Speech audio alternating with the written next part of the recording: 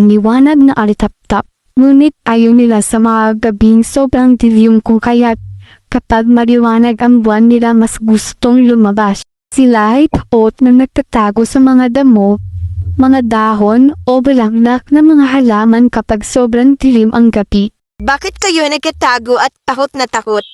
Ang tanong ng sampagita sa mga kulisap. Hindi kami takot sa dilim, kundi sa mga kabag-kabag na umaaligid. Ang paliwanag ng insekto. Kapag nakita kami ay tinutugis nila upang kainin. Isang gabing madilim, nagkubli ang mga kulisap sa puno ng sampagita. Bakit hindi magdala ng apoy ang bawat isa sa inyo? At sabay-sabay kayo lumabas upang hindi na lumapit ang mga kabag-kabag. Mungkahi ng sampagita. Dahil wala kaming makita sa liwanag kung kaya't kapag maliwanag ang buwan lamang kami nakakalabas. Ang paliwanag ng mga kulisap.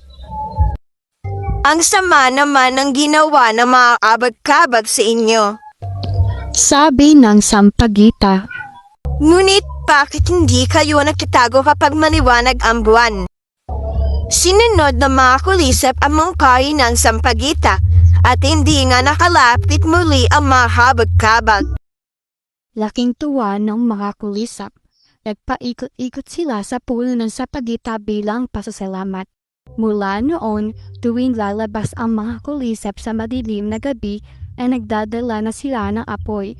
Ngayon, sila ang tinatawag nating mga alitap-tap.